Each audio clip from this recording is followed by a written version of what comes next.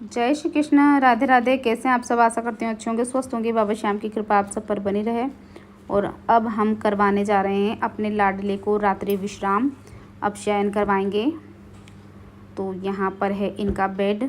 और अब हम अपने लड्डू माधव बाबा श्याम का शयन करवाने जा रहे हैं। और मैं अपने लड्डू और बाबा श्याम को कैसे विश्राम करवाती हूँ, तो आइए पहले हम उनके बेड के ऊपर इत्र लगाएंगे, उनकी पसंद का। उनको जो भी पसंद होता है वही वाला इत्र हम उनकी पसंद का पूरे बेड पर लगाएंगे। और बहुत ही खुशबू आएगी यहाँ पर, भीनी भीनी सी। और सारे जितने भी तकिए हम लगा रहे हैं अपने लड्डू माधव लाडो सबके, तो सभी के तकिए पर भी हम इत्र लगा देंगे पहले तो।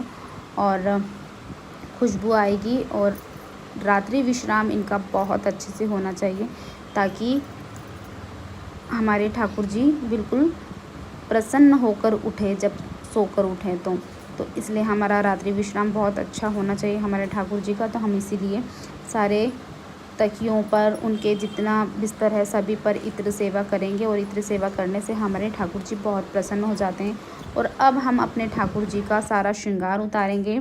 सारा श्रृंगार उतारने के बाद उनको फिर विश्राम करवाएंगे। पहले तो जैसे दिन में विश्राम करवाते हैं तो कभी भी श्रृंगार नहीं उतारना चाहिए, ऐसे ही विश्राम थोड़ी सी देर के लिए करवा देना चाहिए। दिन के समय इनका श्रृंगार नहीं उतारा जाता है और रात्रि में उतारना चाहिए। सारे इत्र हैं और ये इत्र हम बाबा श्याम को और अपने लड्डू को लगाने वाले हैं। और ये देखिए, इनके भक्त लेकर आए थे ये इत्र, तो मैं वही इत्र आज यूज़ कर रही हूँ, क्योंकि जितने भी सारे इत्र रहते हैं तो इनकी ही पसंद के रहते हैं। और आज भक्त इनके जो इत्र लेकर आए हैं तो वो इनकी पसंद का ही लेकर आए हैं। और ये इत्र है केसर और चंदन का। तो केसर और चंदन का इत्र मैं इनको लगा रही हूँ ठाकुर जी को, क्योंकि इनको बहुत प्रिय है गुलाब का इत्र। और चंदन का इत्र लगाना चाहिए, उससे शीतलता प्रदान होती है। और बहुत सारे इत्र हैं हमारे पास।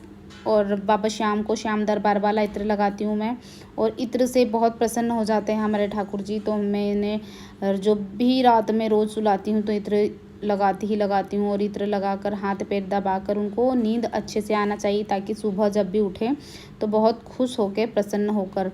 और इनके भक्त लेकर आए हैं तो और ज़्यादा प्रसन्न होकर हमारे गोविंद लगवा रहे हैं। और आज मैं थोड़ा सा लेट हो गई थी, क्योंकि हमारे वहाँ मेहमान आ गए थे, तो इसी के कारण थोड़ा सा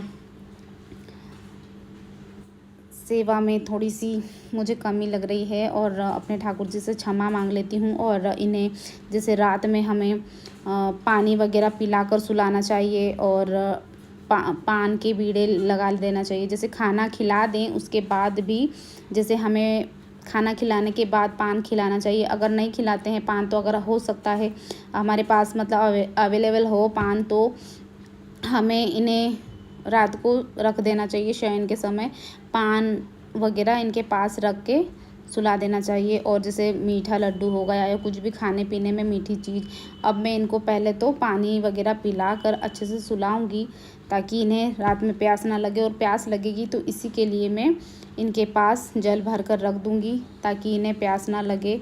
और खाने पीने के लिए भी कुछ ना कुछ रखना चाहिए। जैसे अगर कुछ नहीं है तो मिश्री रख दें, और उसमें तुलसी पात्र डाल दें, जल भी रख दें, लड्डू रख दें, मिठाई वगैरह का भोग प्रसादी रख दें। इनके पास कुछ ना कुछ रखना चाहिए। अगर पान है तो पान भी रखना चाहिए रात में, जैसे बीड़ा बनाकर। और जो मार्केट में मिलता है वो पान अलग होता है, और इनको जो भोग प्रसादी लगाते हैं वो अलग होता है। क्योंकि उसमें जैसे तंबाकू नहीं होना चाहिए, सुपारी नहीं होना चाहिए, मतलब ये चीज़ें नहीं होना चाहिए। और जो पूजा की सामग्री रहती है, जैसे लौंग हुई, इलायची हुई, तो उसमें ये सब रहता है पूजा के पान में। तो हमें पान रख देना चाहिए। और अपने कन्हैया से लाड़ लड़ा के अब हम इन्हें सुलाएंगे, क्योंकि उन्हें वस्त्र नहीं पहनना है और बिना वस्त्र के ही सो रहे हैं आज।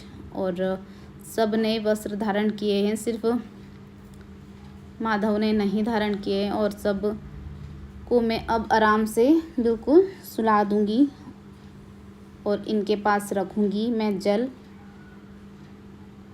और बहुत अच्छे से सेवा करना चाहिए इनकी।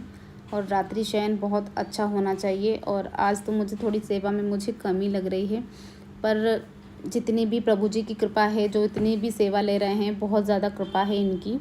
और अपने लाडो को और अपने कन्हैया, माधव, लड्डू सभी को मैंने पानी पिलाया है। और अब मैं सबको एक साथ में धीरे धीरे करके विश्राम करवा दूंगी।